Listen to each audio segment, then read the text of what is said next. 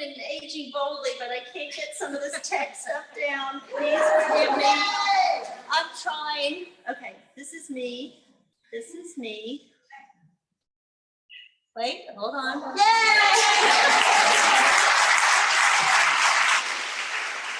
I promise I practiced that, but still fun. So anyway, welcome everyone. My God, how long has it been since we've been able to gather like this?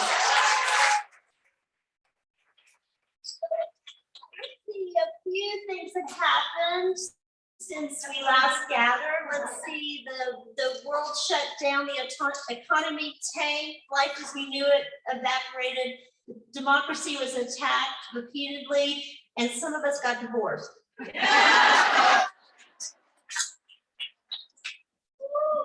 But we soldier on because that's what women like us do, right? We keep pushing ahead, and that's what aging boldly means to me, is just always challenging myself. I don't know if some of you were at our virtual event in February, where we tried to do the whole Out Loud event on virtual, and I did a survey afterwards, and someone wrote that, I think you were overly ambitious. And my thought was, you say that like it's a bad thing. That's kind of my modus operandi here. So, and you know, it's the kind of thing of just pushing myself, jumping off cliffs like I did in that video, which you might have seen or might not have because the technical problems. But anyway, is Flora Marvin here? Because Flora shot that video of me jumping off the cliff. Anyway, so we're here tonight to celebrate the fact that we can be here tonight as women, like-minded women, gathering again, supporting each other. This is so important, as we know, from all the time that we went without it. So a lot of people were wondering if I should do this event, maybe not, but I kept thinking I am not going to give in. I want this so much. I want to see faces, real faces, and to connect again. And I think it's a very powerful feeling in all of us. And that's really why I started Next Tribe with my co-founder, Lori. Stand up, Lori. She's not standing up. So there she is. Okay, she's in the very back, which is typical Lori. So I had this plan at the beginning of 2020 to really strengthen this Austin community. I had all these events, and she's probably out there helping clean up because she's just into everything. She's the event coordinator here, and she's our social organizer for all of Austin. But I had all these plans to strengthen this Austin community at the beginning of 2020, but you know what happened to that. So we're trying to get back in the saddle. We're trying to strengthen not just what we have in Austin, but women around the country. But one of the things we're doing is we're doing a survey of what women our age really love in Austin, and we want to be able to share that with women who are trying to find their tribe, trying to know who and where to connect. So in your swag bag that you get at the end of the night, there will be a little card that tells you how to do a survey, and we're going to give away $300 gift certificates to True Skin Dermatology, which is one of our sponsors, for those who fill it out. And what we're going to do is do an Age Boldly guide to Austin. So we're going to make our voices heard, make businesses realize that how much we contribute. So this is the idea behind it. So I hope you'll take part in that. And you'll see it's something to be done before November 5th. So please do that. So our first speaker tonight came from Washington, D.C. today to be with us. And we're so fortunate to have her because she is one busy woman. You will know her voice if you listen to NPR. You probably heard it hundreds, if not thousands of times. And I met Jackie Northam way back when in Guantanamo Bay, Cuba, where we both were doing a story about the detention camps. And we bonded very quickly because what else are you going to do on this tropical rock full of terrorists or suspected terrorists and secret squirrels and surrounded by hostile Cubans? So we're just laughing because it was just the most bizarre experience ever, right?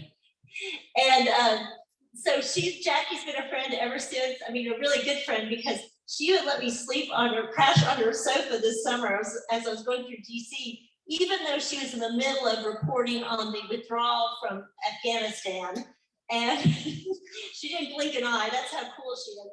And she's just back from a 3.5-week trip to Pakistan, where she was reporting on the after effects of that withdrawal. But for 3 decades, she's been traveling everywhere around the world to get the story. And we're just so happy that she traveled to Austin, to the wilds of Austin today, to give us her story. Please welcome Jackie Northam.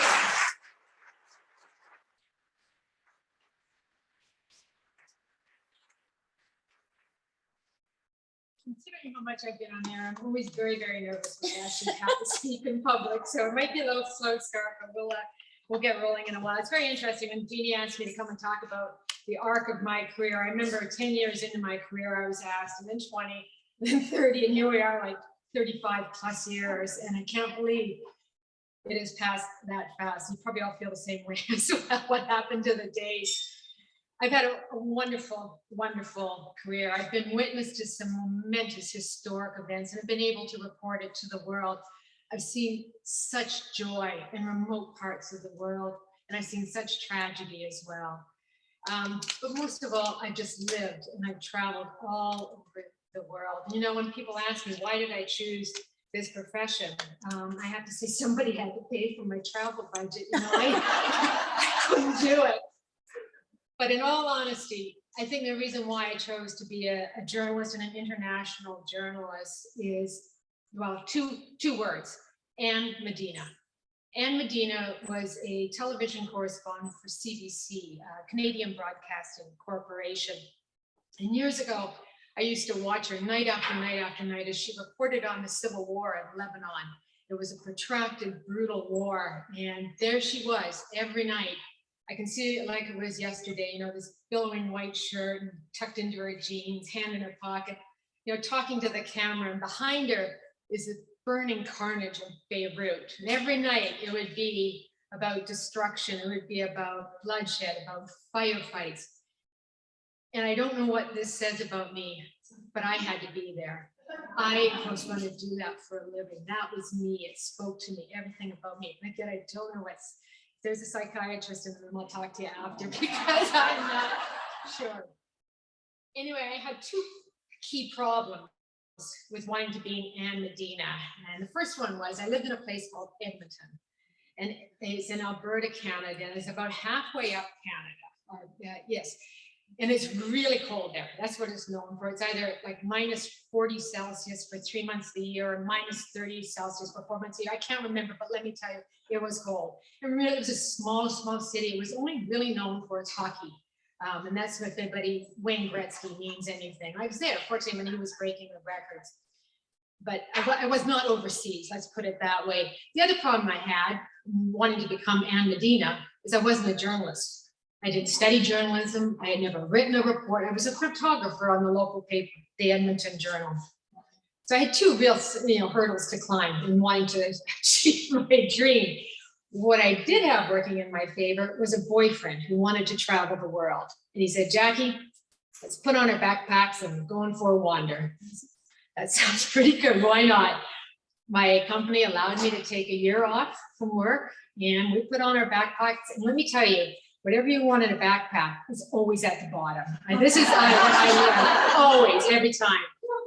But this was all second-class travel, believe me. It was second-class trains and buses. We went all through the Middle East, through parts of Africa, through large parts of Asia, including a couple months in India. India is an amazing country, but it's a very, very challenging country. travel through. And at this time, you know, going back, this is again 38 to 9 years ago, somewhere in there, the travel industry hadn't hit the world at this point. I mean, you go anywhere, and I mean anywhere in the world now, and they're going to be, you know, 5-star hotels or major chain hotels. But that wasn't the case back then. I mean, we were lucky. We stayed in like old Maharaja palaces and stuff like that. We slept on a lot of railway platforms waiting for trains to arrive. I'm glad I did this when I was young, because my standard of comfort is a heck of a lot different now. But what that trip did is it introduced me into the world. It created a wanderlust in me. You know, it was adventurous. What we saw, I hadn't been overseas before then. And, you know, what we saw and what we experienced, the people we met, everything else like that. It was incredible. It is also a true test of a relationship as well, backpacking together in really crappy places sometimes. Anyway, a year went by in a heartbeat, and had to get back. You know, my leave of absence was almost over. And we landed in Toronto, and I put one foot on Canadian soil, and I thought, this isn't going to work. I just can't do it. I've tasted something out there, and I've got to go back to it. And so I decided right there and then, and nobody believed me, but I decided right there and then I'm going to stay here 1 year in Canada, save my money, and I'm out of here. And I decided on London, England. I'm not quite sure, except I think probably the key thing is that, well, first of all, it was a news hub. So there was always a lot of stuff happening. But secondly, is that at that time, and I'm not sure this really exists anymore, they had something called patriality. So if you had one grandparent born in the UK and England, you could go over there and work and live. You didn't need a visa. I had 4 grandparents born there, so it was easy. My friends and colleagues in Edmonton just said, do you know how much you're going to pay for a cup of coffee in London? It's so expensive.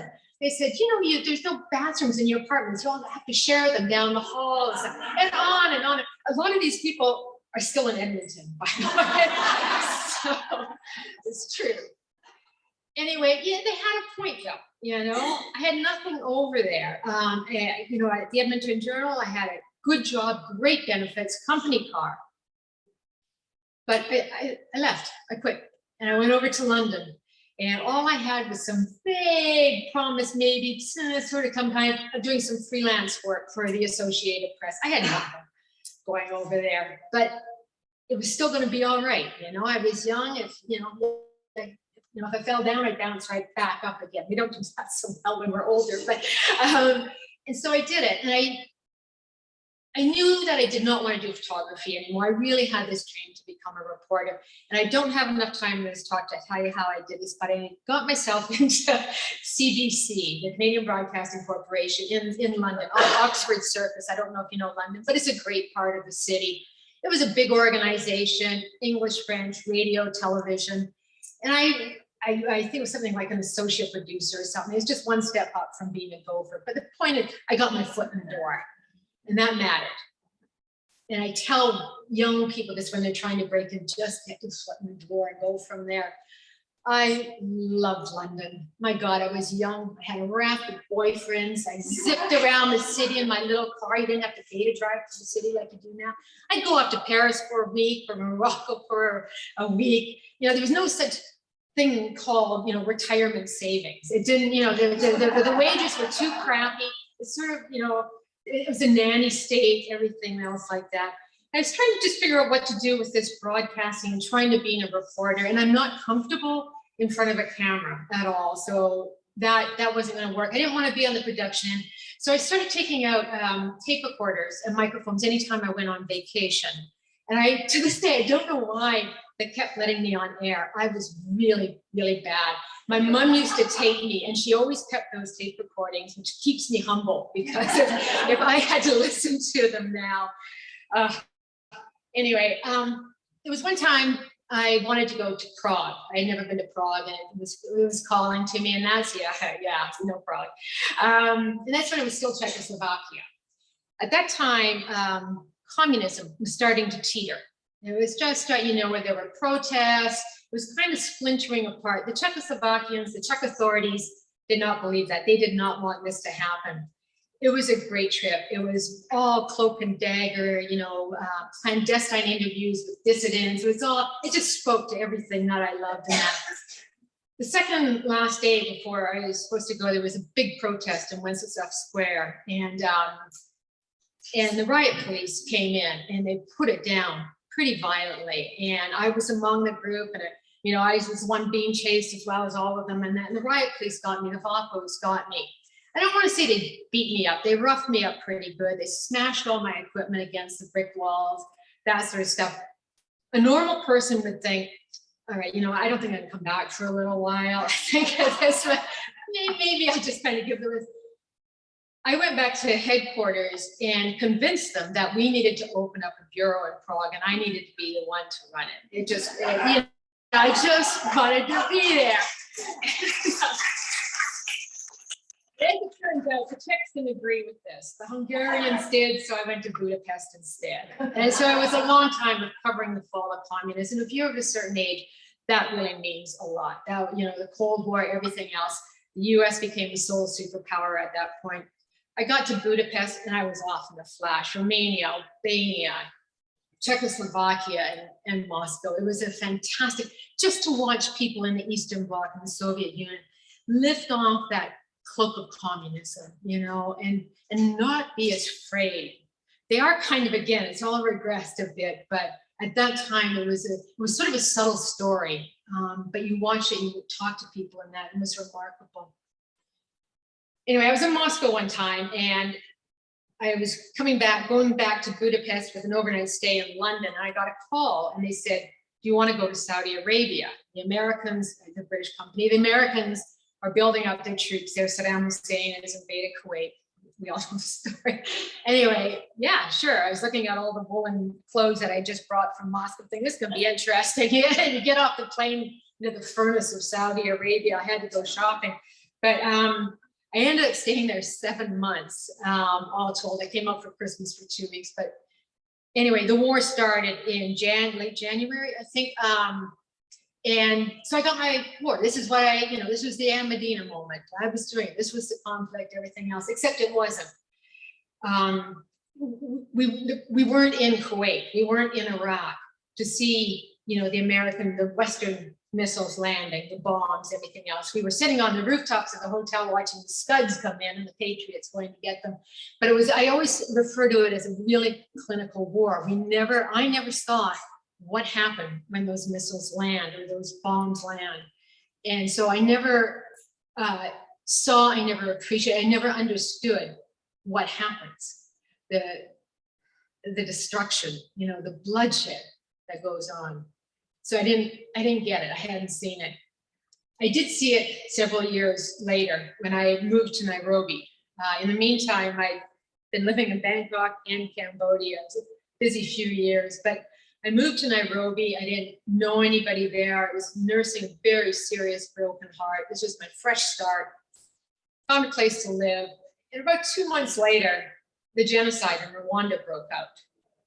And if you remember, it's roughly, they say more than 800,000 people were slaughtered within about 2 months, just over 2 months' time.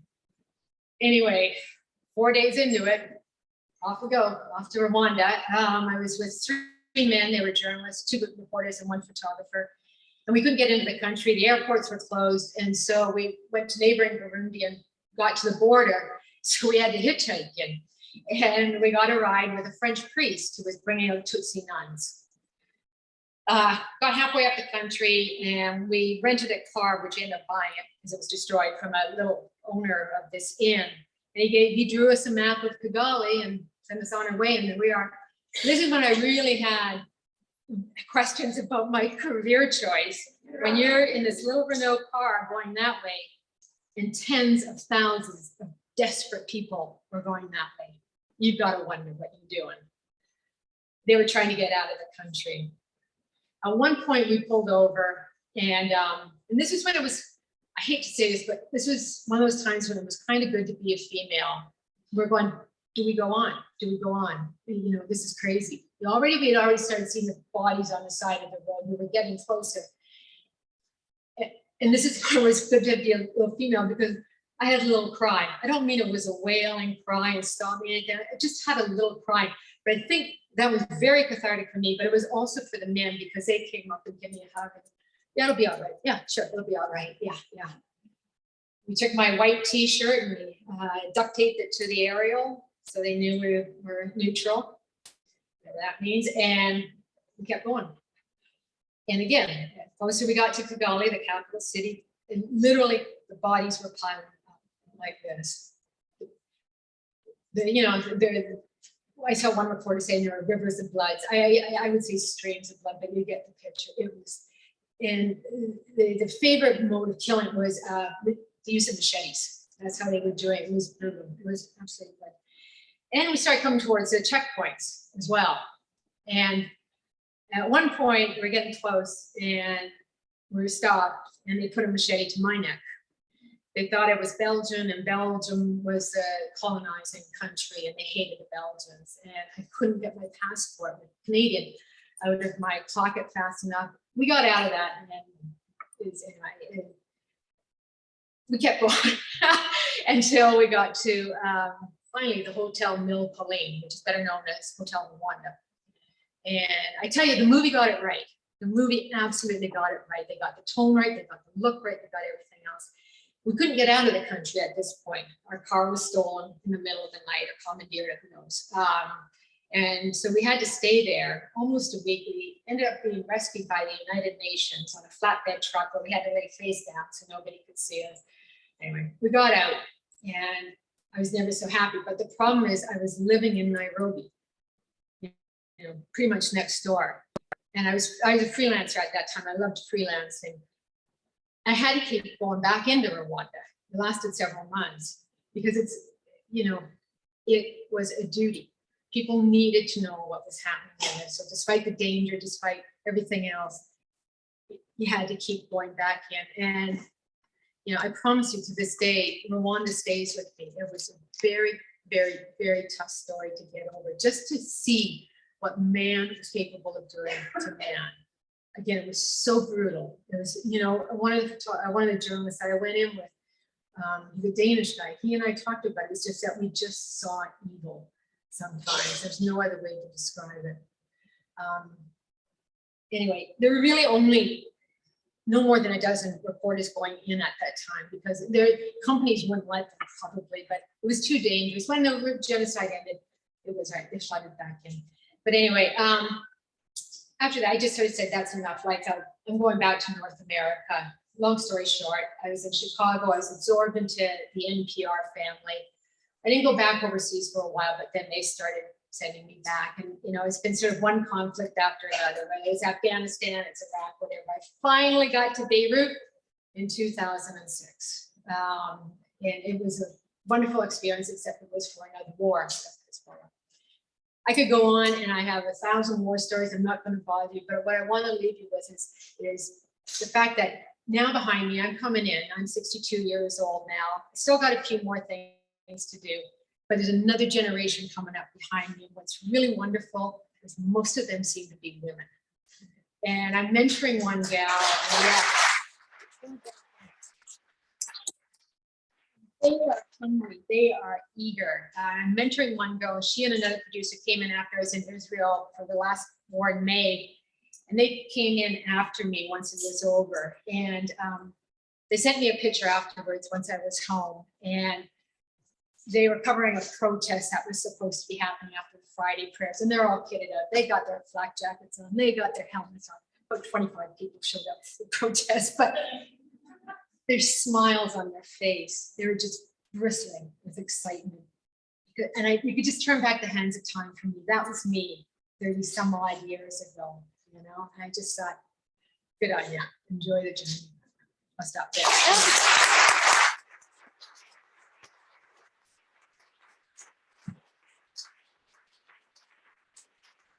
Thank you, Jackie. Jackie, you have so many stories. I think you should write a book.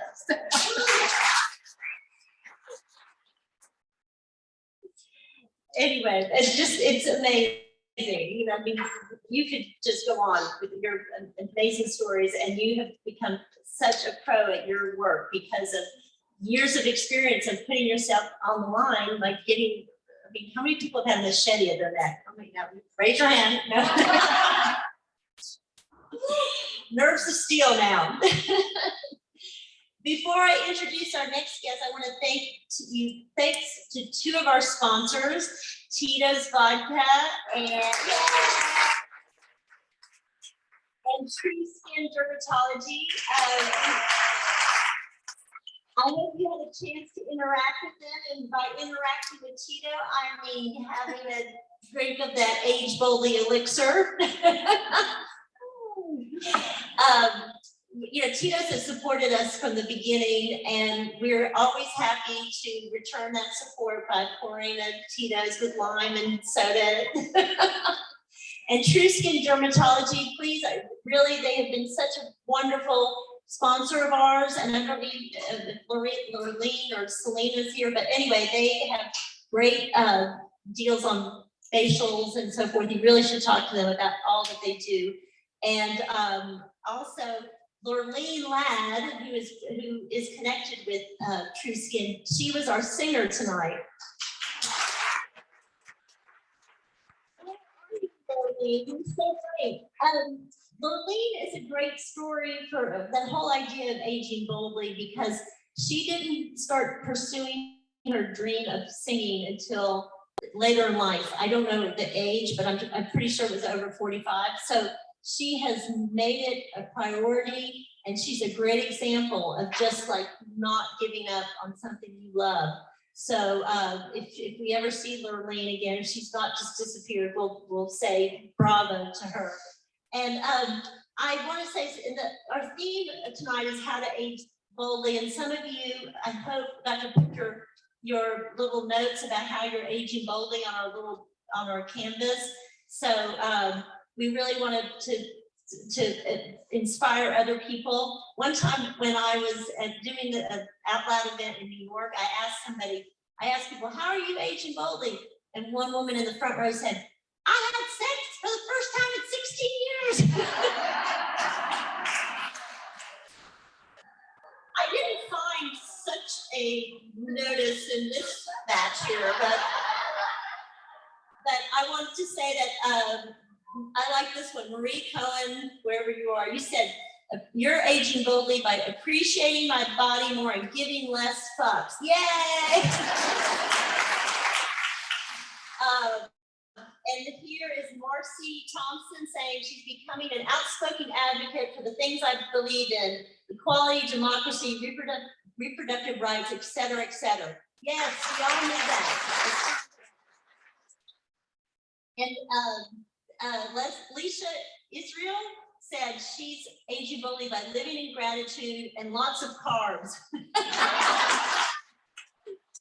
And Andrea says she's planning more adventures, like a future trip to Egypt.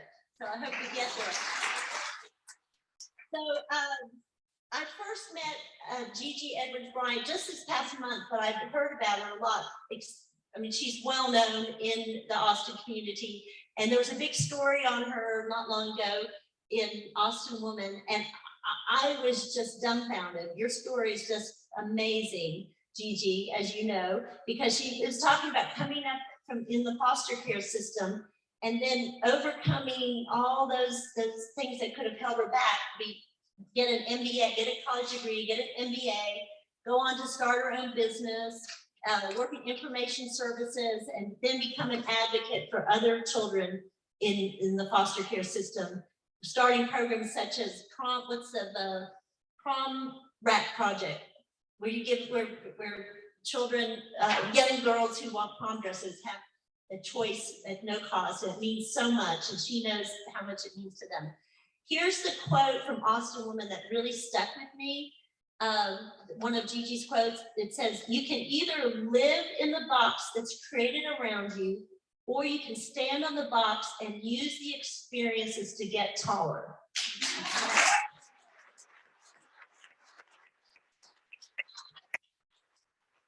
I mean, that to me, that is aging boldly in every sense. So after I had lunch with her last month and really got to talk to her about some things, I wrote her a note saying that her story makes me believe all over again in the power of prayer, community, and female solidarity. Please help me welcome Gigi Edwards Bryant.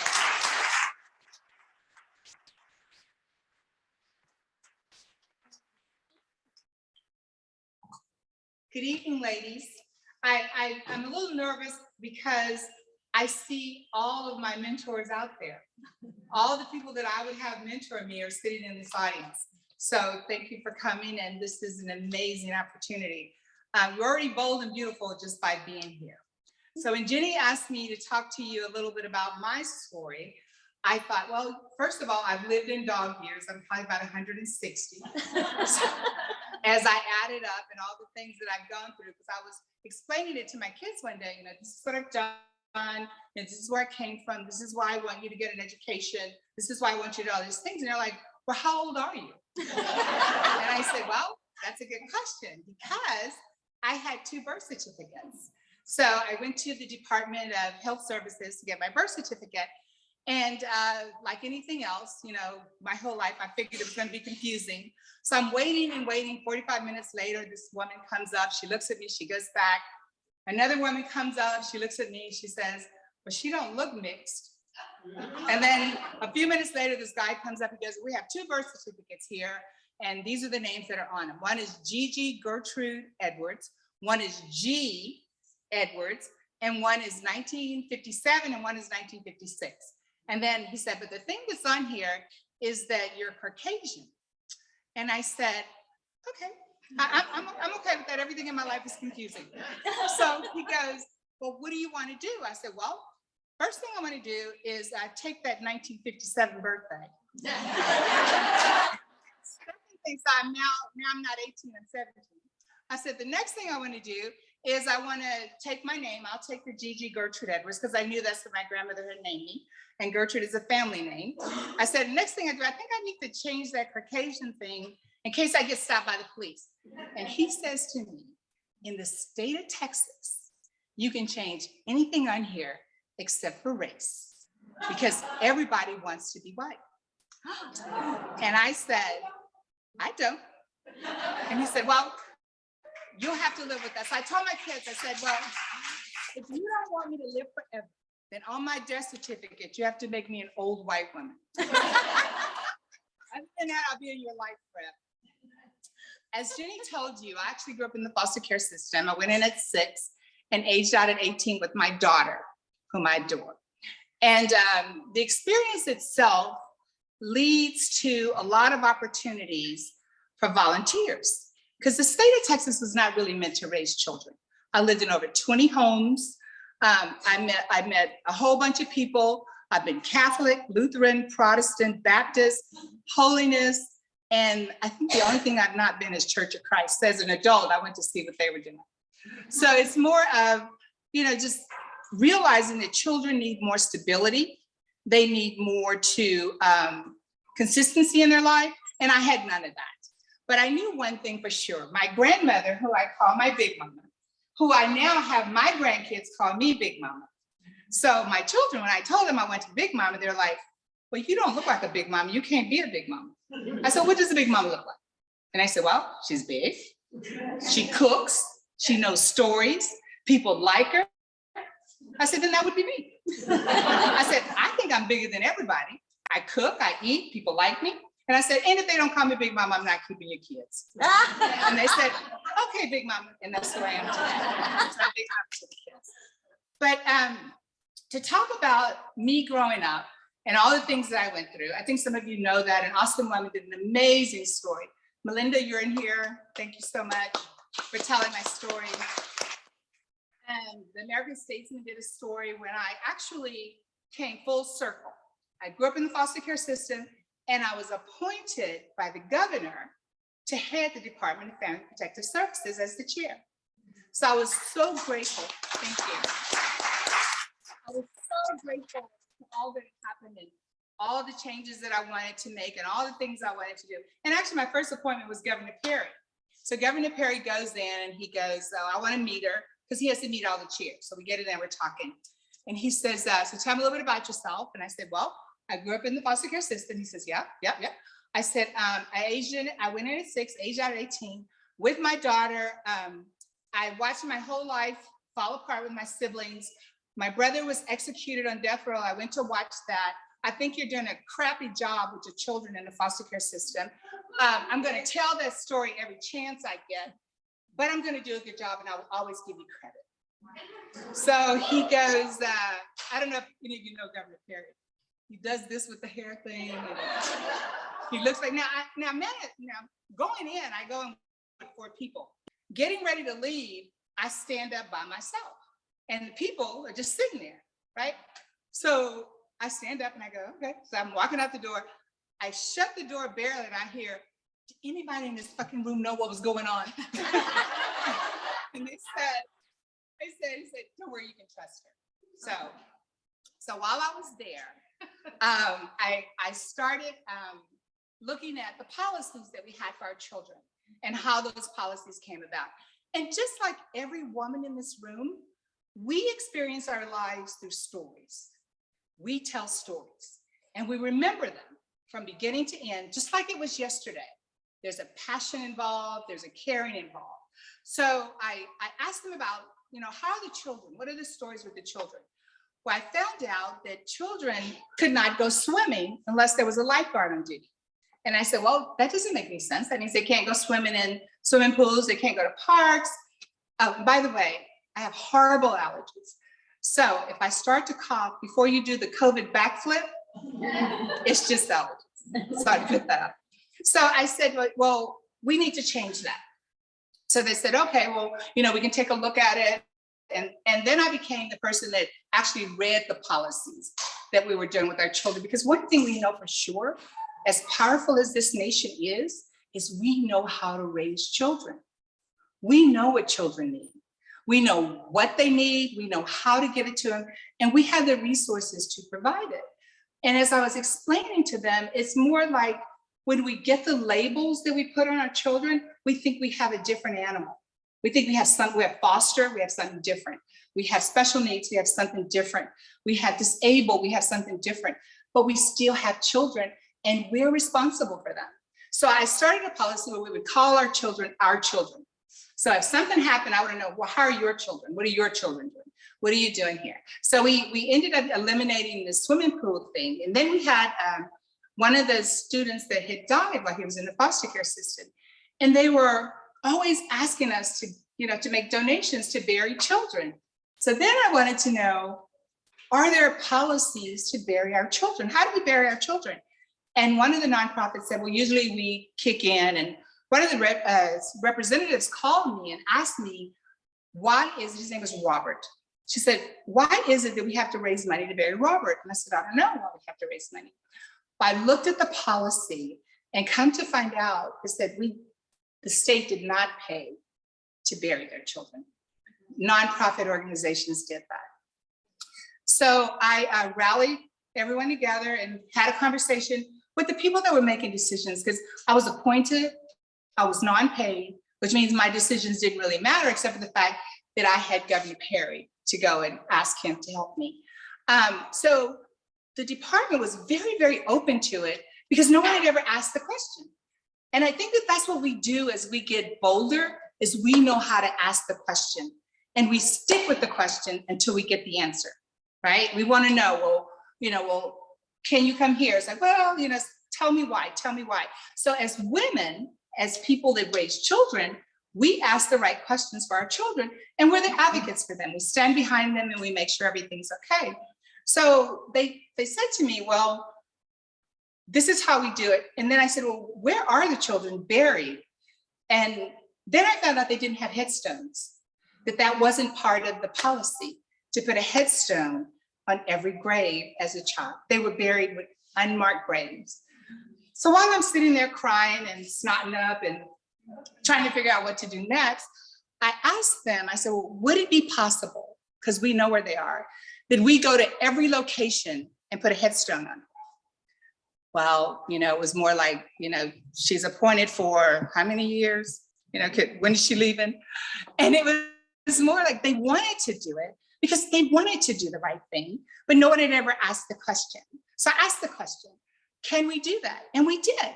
we started going to, they started going to different graves and finding out where the kids were. And I designed a little headstone with a teddy bear on it, and we love you, and you're always valued. And they put them on the graves that they had not put headstones on. And I didn't realize that there was a children's section in a graveyard.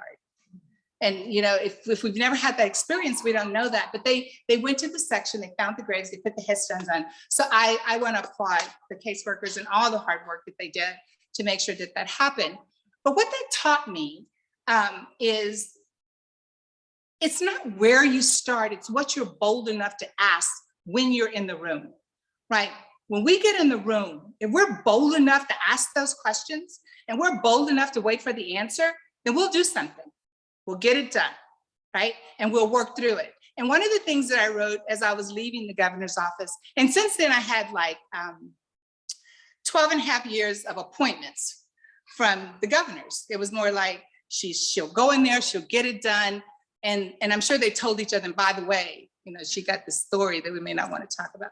So I said, but you raised me.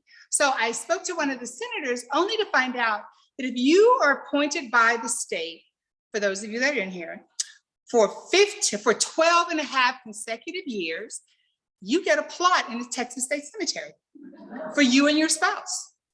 So I was destined to stay, me having the unsure upbringing and not really knowing what was going to happen next. I stayed 15 years because I didn't want there to be any question as to whether or not I was qualified or if I could get a headstone. And it's free. Now, I'm not dying to get in there. Just want you to know. But I want you to know that I'll be in a museum where they used to cut the grass with scissors. So for me and my spouse, for both of us, we were excited about that. So I figured that was a good pay for 12, 15 years work done. But I was figuring out, what do I tell such phenomenal, bold women? Well, I would tell you this. Austin is changing, what am I now, 2% of the population? If that, I can walk all around town and see very few African-Americans out and about, or maybe 2. I was 6. I think it's dropping as Eli Musk coming to town. I think my numbers are dropping. But I'm glad he's here. So my whole thing is, what do you tell women that are phenomenal? What do you tell women that are waiting for something to do? My thought is, stay close to each other. Get your tribe and know your tribe. And number one, do not give your dreams to someone who don't believe in you. And don't give your dreams to someone who's too busy. I'm sorry, am I messing up then? Because I'm gonna be over there in a minute. So, and don't give your dreams to someone who's so busy that they have to put their dreams behind yours. It doesn't mean that they don't want you to be successful. It doesn't mean that they don't want you to make it. And we shouldn't be angry. It's just one of those deals where they're so busy that they had to put yours on their back burners. When my son was 7 years old, he came to me and said, Mom, I want to play in the NFL. And I said to him, super, I think that's great. He says, what do you think I should do? And I'm sitting there looking at somebody that's this tall, ears out this big, and arms about this big. And I'm thinking, he's going to be the cutest, smartest water boy that they've ever had in the NFL.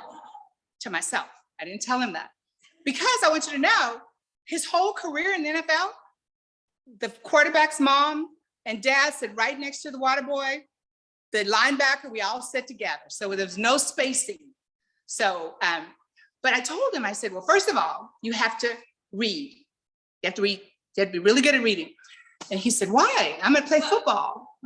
And I'm like, well, while you're running them down the track, somebody's gonna be reading your contract, and 60% of what you make is gonna go to that. And he knew the percentages. And I said, you have to be really good at math. You have to be able to add up, get all your contract, get all your money together, so you know what you're doing. He goes, okay. So then he said, what else? I said, well, the next thing you do, you have to be nice, and you have to understand science. Because when you're running up and down the field and it starts lightning, if nobody gets it but you, go inside. So we talked about that. He ended up, first recruited at UT for Mac Brown, onto the NFL, had a wonderful career, played for the Packers, my favorite team because they fed us so well. and he spent 6.5 years. Ended up vested and retired. But it was more of me realizing that what I didn't have, I could give to him. And what he needed was not just my advice, but the advice of others. So we talked through, how do you get around in the world and not be an individual by yourself? Because some of us will go, I don't need anybody. You know, I got this, I'm all by myself. It's lonely out there, right? So one of the things is, I would leave with you this. And I could tell you my whole story, but it's dog years, and I'm 64 and I'm waiting for my pension, and you don't want me to stand here until I'm 65 because I'm still getting my 10% off at Ross. So, and everywhere else it gives me 10%. And I feel I had to tell my age because you told yours. I just thought, I'll look at it, just okay, put it on the table. So I would like to leave you with these 3 thoughts. Number 1 is, give back to the younger generation because they're hungry. They want to hear from you. And I was speaking with Melinda earlier, and it's not that they just want to hear from us, because this generation, you can't tell them nothing. Because if you tell them, then they'll Google it. And then if you're wrong, you never get to tell them anything else. So you have to be the example. You have to be the example of what they want to be. The next thing is, we can start a career at any age because we believe that we can do it. They don't have that longevity that we have. So we have to tell them about that things do take time. Everything is not a tweet. You know, everything is not going to come quickly. So we have to kind of teach them to believe in themselves and that there is a long haul. Because I believe that if I did not believe in the long haul, if I did not make the long haul, I would not be here before you today, because I thought for sure, without a shadow of a doubt, I would be dead at 13. That was the too many times that I was attacked and raped and beaten, and just felt like if I go to one more house and they touch me, I think I'll just kill myself. And so it was more like me believing that there had to be something better than what was in front of me. So that's the long haul. So I would teach them about the long haul. The last thing I would tell you is to laugh. I can take my story and make you cry. I could have all the out here just snotting up a story.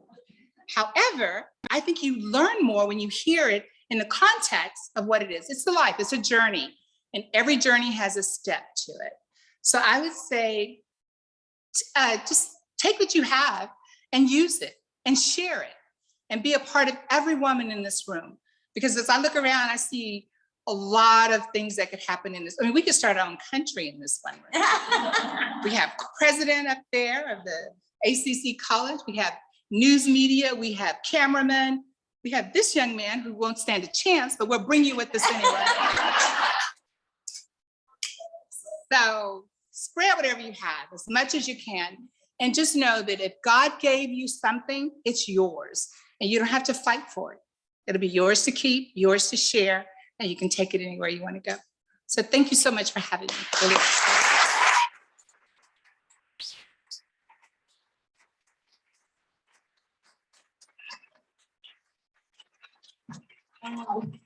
Thank you, Gigi. Another book. Oh my God, how many books did we get out of this?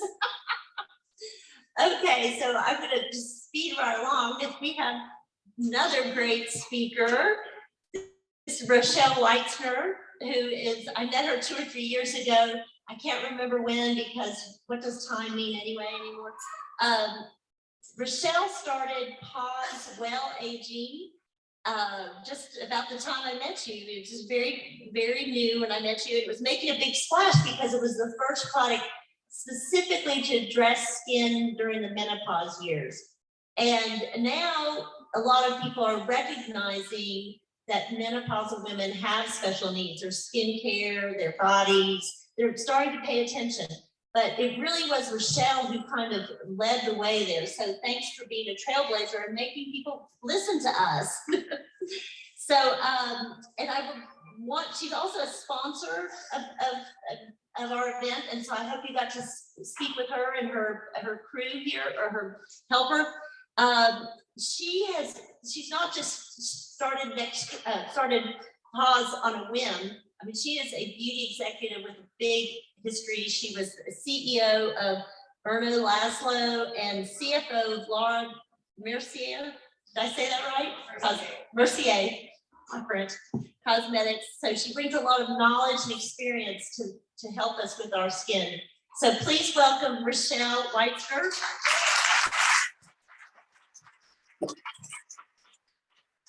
And I'm going to be doing the talking because We're gonna have a little chat. we're going to have a chat. So they have to change the microphone, camera, I guess. Well, while the camera is changing, if I could ask everybody, so one of the things that we're super interested in is spreading awareness about pause while aging. Please follow us on Instagram because we are so close to having 5,000 followers and like, I think we're 30 people away. So one of you in here could be number 5,000. So Yay! do it and I'll send you some sort of a prize. So we could Yeah, we should can do do that. that. That would be way better. So there's Yeah, Bring it on. exactly. So today's theme is how to age boldly, right? And starting your own company at 50, that's pretty bold. How did that come about? What inspired you to start Pause and become an entrepreneur at that age? Yeah, I was not really planning to become an entrepreneur. It just sort of happened. And so, as Gigi said, I came from the beauty industry. And when I left Erno Laszlo, I left because the company was sold to a Chinese private equity group. And they really wanted their CEO to be based in China. And that was not for me. So I left and I didn't know what I was going to do next. And I was spending some time out in LA. I was working with a crazy celebrity out there. That's a whole other story and a whole other panel event. But one day I was driving to the beach and during that drive, I started sweating and just kind of dying. And my wife was in the car with me and I was about to turn to her and say, what the hell is going on with this air conditioner? It's not working. And I look at her and she's shivering under a blanket.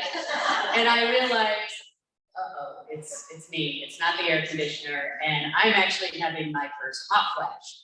And so in that moment, it kind of dawns on me that a whole lot of things are about to change. I don't even know what they are. I'm not ready for them. And by the way, there are no beauty companies focused on women like me, like us, going through these 3 stages of menopause. And, you know, we need tools and products to help us along the way. And so I knew that if I wanted those tools and products, I was going to need to create them myself. And so that's exactly what I did. And so I say that Pause was born in a flash, a hot flash, because it really was. Thank God, the best thing to come out of a hot flash, huh? So you've actually, I feel like you actually started the conversation about menopause among the beauty industry and it's seeped into other areas as well. So how have you seen that change since you've been out there pushing that idea? Yeah, it was shocking to me that this was a white space area in beauty. Like, how is it possible that nobody had ever talked about menopause before or had ever had products before? I'm not the first one to go through it. And, you know, it just seemed so crazy. And so, you know, my thought with creating the company itself was the hardest part was going to be the fundraising. Because how do you get investors excited about menopause? How do you convince people menopause is sexy? And this is where you need to put your money. Thankfully, I was able to find an investor.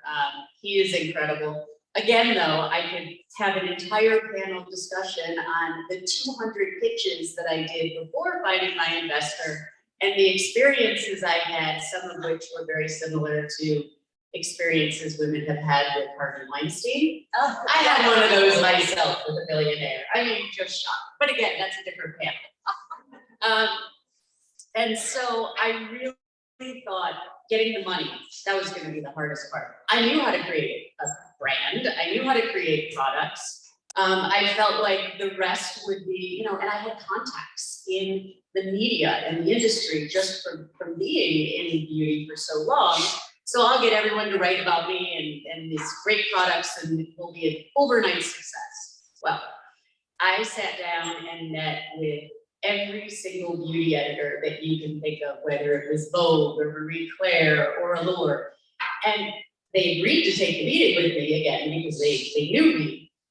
But every single one said, this is great idea, great products, but we don't write about menopause. We don't talk about that. We don't want our readers to feel bad about themselves.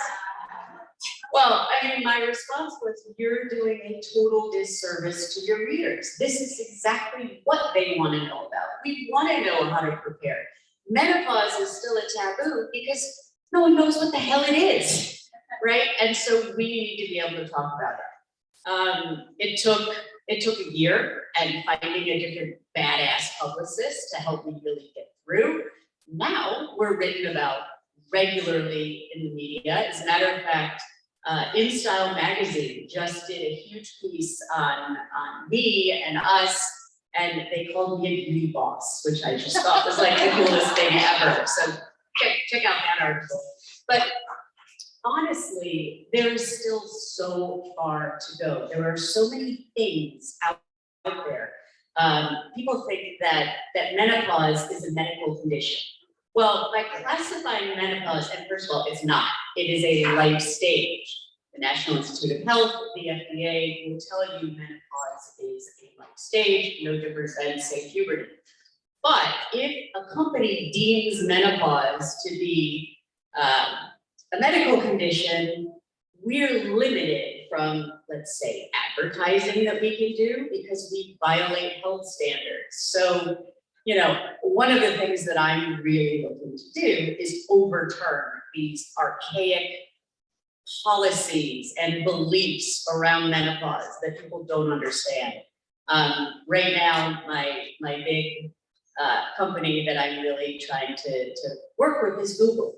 Google still believes that menopause is a medical condition, and therefore you might not know about pause products because we can't remarket to you because we would violate their health standards. It's skincare products, right? I mean, it's kind of crazy. So a lot of things have changed, but there's still a very, very long way to go. Well, I'm happy that you're out there. But you are really in the thick of it, pushing it. So what are some of the common things that happens with skin at this age, and how are you approaching that? So after that day on the beach, from flash to launch of the company was 2 years. And doing that during that 2-year time frame, I really, really studied and researched what are the physiological skin changes that come with menopause.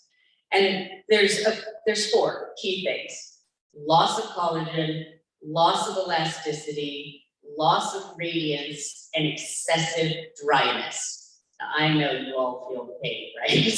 I see some people nodding there. So I knew that, you know, once I understood what those were, I wanted to formulate a line that specifically targeted those changes. And so one of the things that we did was we created what we call the pause complex. And this is a blend of vitamins, antioxidants, and peptides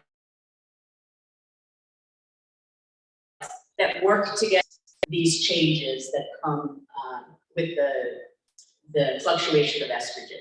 The other thing was I didn't want to just address skin health and wellness from the outside in with topical products, but also from the inside out. And so we created what we call our fascia stimulating tool. And this tool, you may have seen it outside on the table, is an FDA registered class 1 medical device. It's patented. And the whole idea behind it is we're trying to stimulate fibroblasts. Fibroblasts are the cells within our bodies. They live within the fascia that are responsible for producing collagen. From ages 0 to 20, our bodies are actively producing collagen away. That's why a 20-year-old skin just looks so amazing, right? You've got collagen is that support net of the skin. From 20 to 40, that collagen production starts to slow down. And by the time we're in our 40s, there's almost no new collagen being produced. But those cells, those fibroblasts are still there. They've just become dormant. They've gone to sleep. So what we're doing with our tool is we're looking to wake them up and have them resume their collagen production. One of the things I'm so happy about is that we just completed some clinical studies. And you know, I've been running around talking about this science since I started the company, but now I can actually tell you that using our moisturizer and tool together, over 8 weeks, the participants in our studies reported a 24% improvement in skin density. That is incredible. And you can see it outside on our boards. You can see it in terms of before and after photos, but you can also see it below the surface of the epidermis through ultrasound photos that we have, where you can actually see where collagen has filled in. Wow, I love that. I love that song. So I'm just looking at you. You look so bold. You are a bold woman. How are you living boldly, aging boldly? What do you have to say to advice for, or just ideas for aging boldly now for other people? Well, I definitely say, go with your dreams, start your company. I mean, I started my company at 50.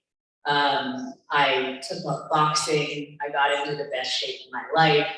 One of the things that I say is that menopause is our passage to power. This is really the time in our lives where chances are we have the most freedoms that we've ever had, right? Kids are probably out of the house. We have more time to focus on ourselves. We're the wisest that we've ever been. And quite frankly, we just don't give a crap what other people think about us. Embrace your power, embrace your passage to power.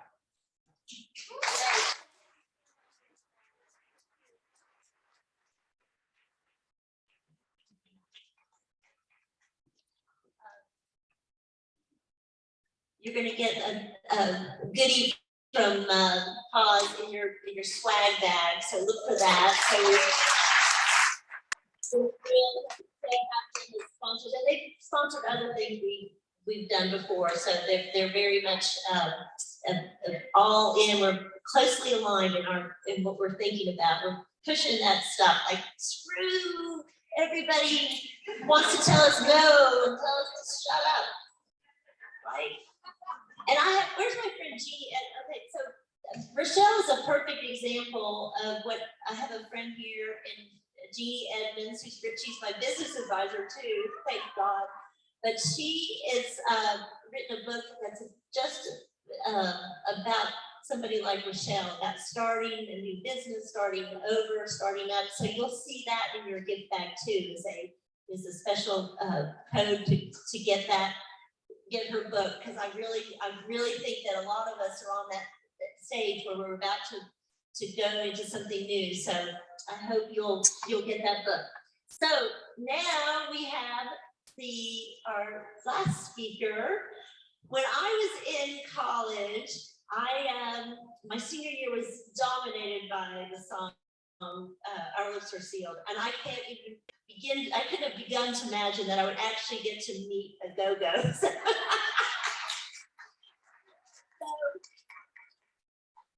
How many people rocked out to the Go-Gos early?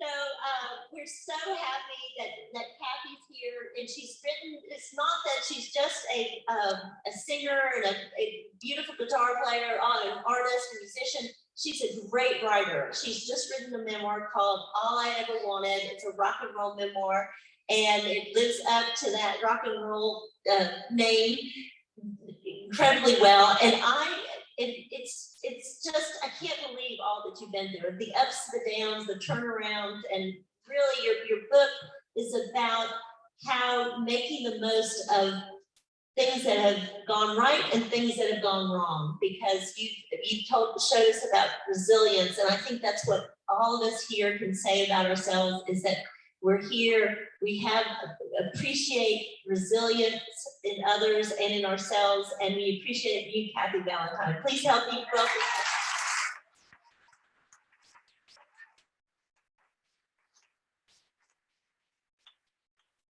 We're gonna have a little techno moment again, just a minute.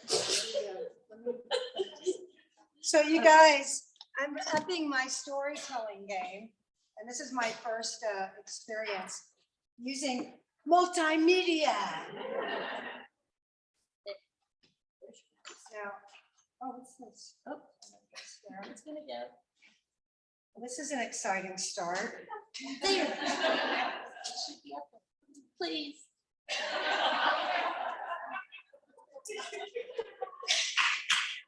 Right? Yeah. Wait, but it's sliding. Oh, okay. Here, let's exclude us. Here we go. Oh, it's me. Are you up there? You are. Yep. Okay. On me. Okay. That wasn't awesome for me. Well, Wait, hopefully I'll get a little bit more smooth with this. Now, where's all my notes? here.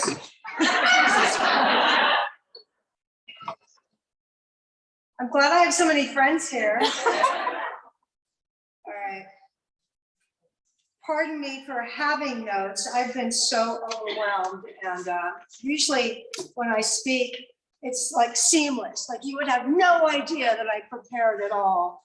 And you might think I'm not prepared at all. This time too.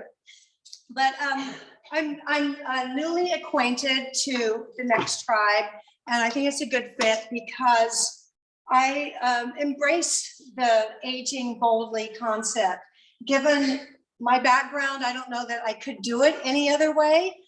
But when I was asked to participate in this evening's event, I gave it some thought on the plane about what does aging boldly mean for me in my life right now, and how is it resonating for me?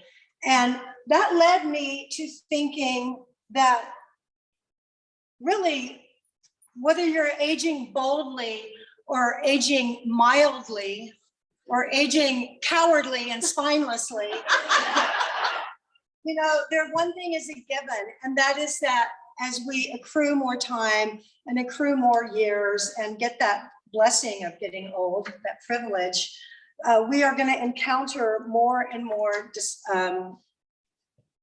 just difficulties, a lot of difficulties. And I started thinking, for me, in the last like 10 years or so, most of my difficulties have taken the form of loss. And I decided that I think with my time here on this program, and I could listen to you all night long, Jackie. I mean, it was amazing to hear you. And Gigi, I can't wait to hear more. And I cannot wait to get that little gadget. But I thought this is what I want to do. I want to talk about loss because for me, loss has kind of sent me scrambling to figure out a way to exist in the newly created space that I was granted, whether I wanted it or not. I kind of had to find my place in the world again and figure out how I was going to live in the world again after loss. And when I talk about loss, you know, of course, you know, there is the loss of the collagen and the elasticity and the radiance and the flexibility and the hair color.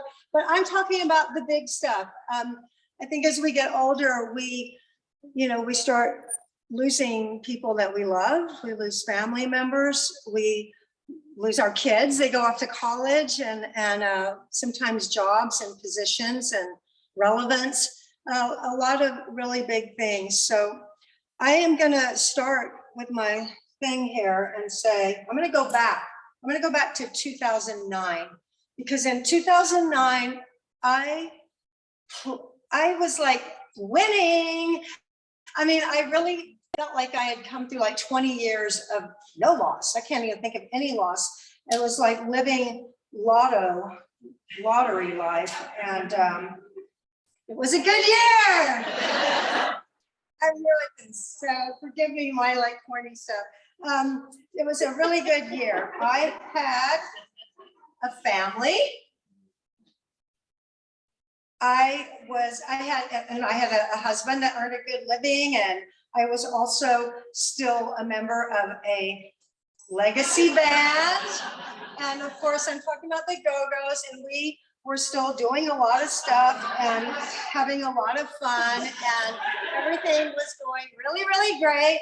And let's see, this is Anne. Oh yeah, okay, so I think I need notes. I was 50 years old, and I thought I had it all, and I kind of did have it all. And then it was like this big poof, and things started going awry. Let's just say awry, or I like what they say in England. Things started going pear-shaped, like extremely pear-shaped. And within 2 years, my husband and I what started as a separation then became a divorce. 2 months after the divorce, I slipped and fell and broke my right wrist, and the Go-Gos, the band I had been in since I was 21, replaced me on a tour, and like some kind of bizarre, dysfunctional, toxic, mean girl pileup. I don't know, maybe they were jealous of my lottery life, but I got fired. So I cannot tell you how confused and devastated and lost I was. I mean, when I got married, which was late in life, I thought this was it. I mean, I thought I never imagined being single again, certainly not in my 50s.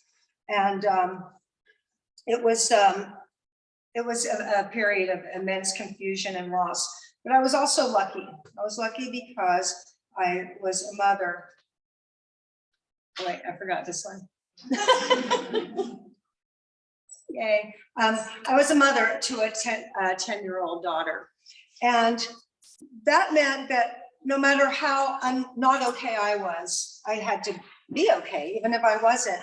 That meant like whatever I was feeling, or how much I was reeling, or what I was thinking, or how much I was sinking. I'm sorry, I'm a songwriter.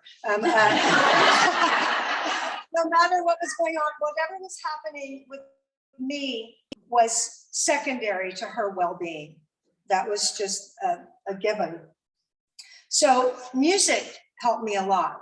Music has been for me something that has helped me express myself, therapy, go through feelings and stuff. And I turn to music a lot. And an example is like my daughter would go to bed, and I would go into the closet, and I would sit there on the floor, and I would fall apart, and I would sob. And then I would go write a song about going into the closet and falling apart and sobbing. Let me prove it. Let me prove it. I didn't bring a strap, so. In my closet, where I hide away until I feel okay. Don't come knocking on this door. It's a mess, I'm laying on the floor, hugging my knees, rocking back and forth, but you'll never find me hanging in my closet. In my closet, you'll never find me hanging there. A little dark.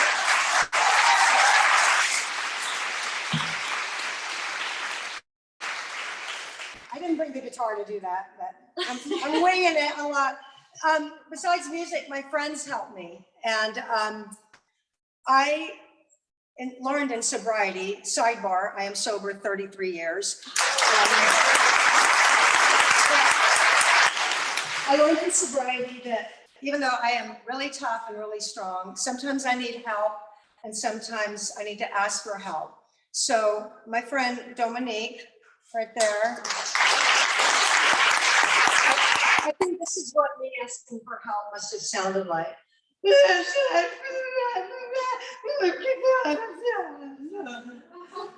And what I got was, hang on, I'll be on the next flight out.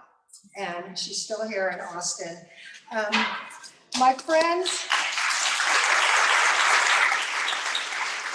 my music, my daughter got me through some of that loss. But I also had to pack up. I had a beautiful home when I was married. I was in great health, but I had to pack up and downsize, and that wasn't so bad. I mean, my fortunes in the music business had gone up and down a lot, so it wasn't so bad having to downsize and move out. But what was really painful was I had decided that just because we were divorced didn't mean my daughter was gonna not have a family.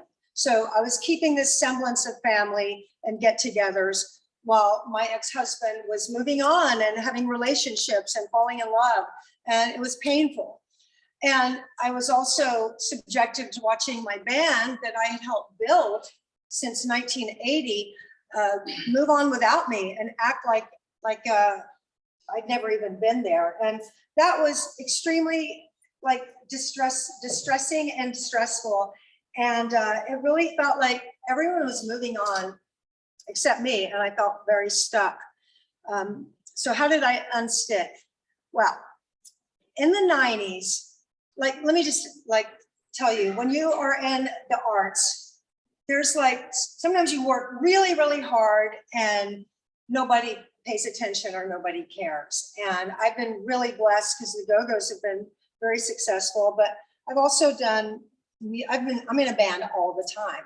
I'm never not in a band. And the Go-Gos, you know, if you are a fan and follow us, you know, we do basically almost nothing. So I'm always in a band. Dominique and I have a band here in Austin called the Blue Bonnets, but it can wear you down when you just work and work and work and nothing happens. It can wear you down. So to balance that, I started going to school in the 90s and I started taking classes. And what I found was not only did it make me a more interesting, smarter, better person, but it gave some balance because, you know, you did the work and you moved forward. So at this moment of extreme loss, I thought, well, I'll just go back to school. Now, going back to school for me it's taking care of myself. And, you know, there's a lot of ways to do that. And hopefully as we get older, and part of aging boldly is taking care of ourselves. But it's like I found, and what I really believe is that when I take action and when I act in a way that is founded in taking care of myself, that the chaos seems to find some order. It seems like the universe kind of kicks in and starts helping me too. It seems like, I guess if I was religious, I would say God helps those who helps themselves. But I just find it to be a law of nature that I don't understand, and I don't really need to understand it, but it's proven itself over and over and over again. When I take the action, no matter how I feel inside, so for me, going back to school is taking that action. Now, the good part, how my space began to fill up. Because I was not just defined as a go-go anymore, I became more of a Kathy Valentine.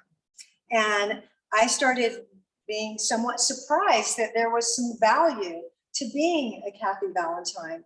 And the first new thing that came my way that terrified the hell out of me, I was offered a keynote speech, and it was for a very high profile organization. And I was so scared, but I also thought, you know, everything you had, everything you did, you know, that's not coming back, and you need to be open to other things. The next good thing that happened was that my hometown of Austin welcomed me into their Music Hall of Fame. And Betty, Harry, and Blondie inducted me. And so that was cool. I was offered a part in a movie that really terrified me. And I did it anyway, and I got paid, and I had a blast. You'll never see, I mean, you can find the movie, but it's not. What's it called? But so what? I had fun, and I acted in a movie. Then the really good stuff started happening, and I was offered to be a spokesperson. First of all, for Rainbow Light, and then for Brookside Chocolate. And then for Brookside Chocolate, and other things kept coming. I was offered some jobs like being the musical director and putting together bands for like big museum shows and stuff. So I also decided it was time to start giving back, and I started an organization called She Factory.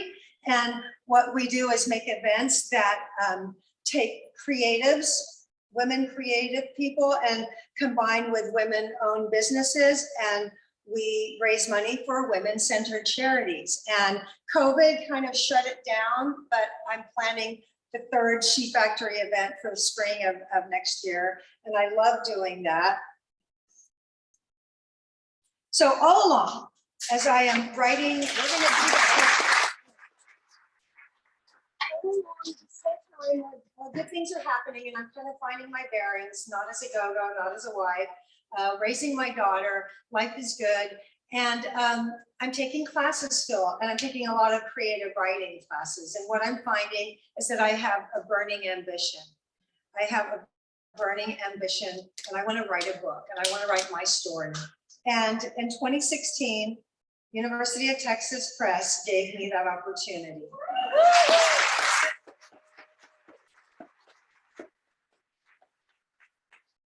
So basically, writing the book was the most cheap, intensive form of therapy I've ever had.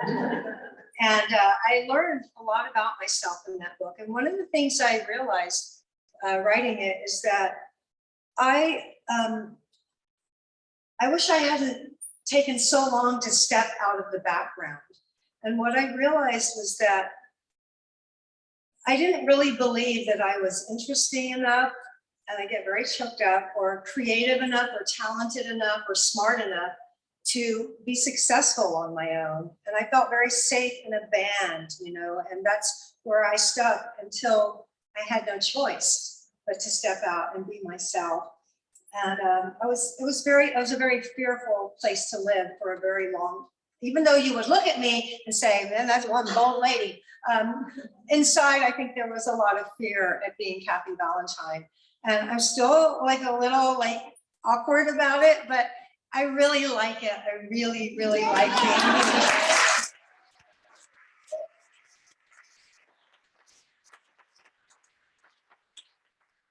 I think that was my path to really aging boldly, because I'm 2 years into my 60s, and the life I'm building now, it's not based on my age, and it's not based on my appearance, and it's not based on any superpowers or even that much talent. It's based on being me. And with my music and with my writing, what I really enjoyed was connecting with people. And by being me and sharing my experiences and stuff, it's just another whole new wonderful way to connect with women who probably at some point are going to be looking for your place in the world again, and having to start over. And it's such an adventure. And I think just that having that space open up, whether it's from loss, or usually it is from loss, you know, I had to lose the things I was holding on to so tightly before I reached out for something else, because we get complacent and we're safe. And anyway, that college thing I was talking about, this is how it ended up.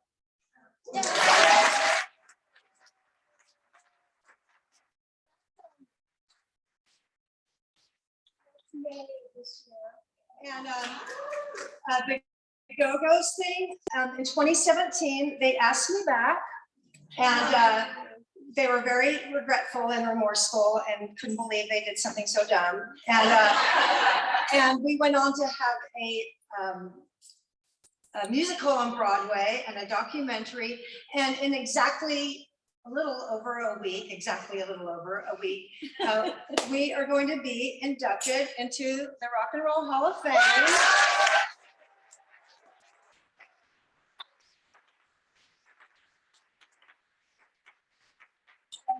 Guess who was asked to do the acceptance speech on our behalf?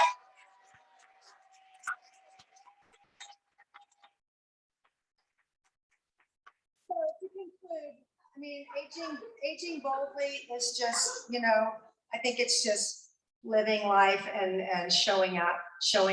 And sometimes being bold is also acknowledging that you're lost and that you're afraid and that you're uncertain and that you don't like what's going on, but trusting and having faith that you're going to get your boldness back again.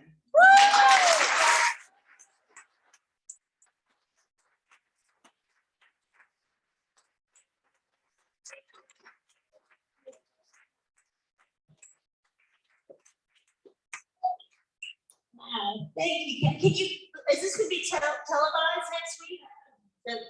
Oh, in December, it's televised. Can you believe we're getting her before the holiday?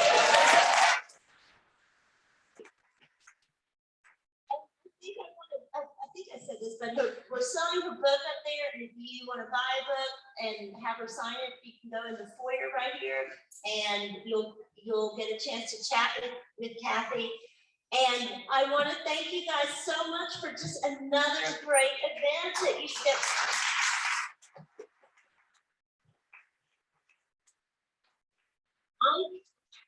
I just have to say that gathering with all of you this is what it's all about to be this age, is to connect one-on-one and in groups, and to know that we have so much power and influence, and recognize it and not let anyone tell us otherwise. I mean, it's so, if you go out there in this room, we can be, yeah, we're great. But we have to remember that when we go out there and all the messages that are coming out towards us from society, we have to say no. We will have to stand up to that and be bigger, because we rock. We really do. And she really rocks. But anyway.